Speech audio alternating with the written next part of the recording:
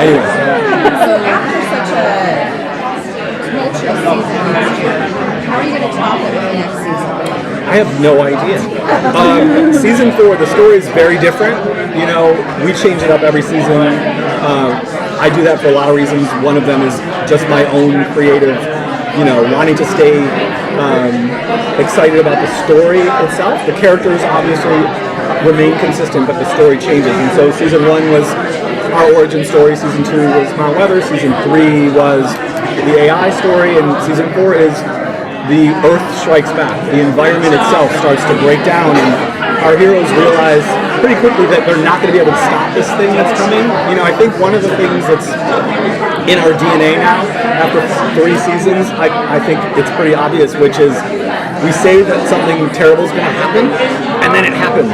Like, there's no 11th hour save, and so this now is going to happen in a huge global apocalyptic way. It's a post-apocalyptic show that another apocalypse is happening in, which I think is cool, and that's, how we try to top ourselves. And I have to say, although it's really dark, we're going to, ironically, I think, find that this season is much lighter than last season, in the sense of, it's important to me to, where do you find hope when there is no hope? How do you react to that sort of terminal diagnosis that they get, that they're all going to die in 6 months? And we'll see people, the range of reactions. Someone like Clark will, of course, fight until her last dying breath to save everybody. And others will maybe just say, fuck it, we have been fighting too long, it's time to live. I want to live to the fullest until the end comes, and throw a party that lasts 6 months. I mean, I'm not saying that's what's going to happen, but that's, I think, one of the ways that we find light and hope and love. I want to love the people that I love as much as I can while I can, because I'm going to be dead 6 months from now. So I think, ironically, we find a lot of hope and heart that way. Is this probably something that you had mapped out? I mean, did you know that was season 1, that was season 2, that was season 3? Yes and no. I mean, I have sort of an end game in mind that we're aiming for, but because we sort of change things up, and I like to tell different stories every season, it's really endlessly expandable.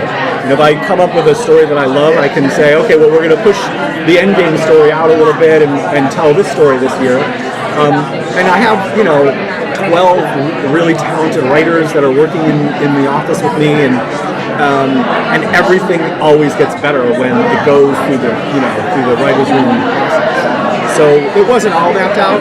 I come in every season with a plan and with the big story, and then we figure it all out as a group together. The cast has been kind of split the past couple seasons in different locations. Are we going to see more of them together, or are they going to be split again? Yes and no. I loved it in this season when the delinquents finally made it back together. That was obviously a great sort of energizing sprint to the finish thing. And they're together still, and they'll be together, but ultimately when they begin to have to figure out how we're going to survive, it's not like, oh, that's a good idea, let's all run over there and pursue that. They gotta have to kind of divide and conquer and check things out individually, separately. So we're going to have some really interesting, multiple adventure squads, different groups of people together that we've seen before in some ways, some really cool pairings. And, we try to orchestrate that in a way that there's lots of interpersonal conflict between characters. I don't want to give too much away about what those groups are going to be yet, but it'll be charged, it'll be fun. Thank you.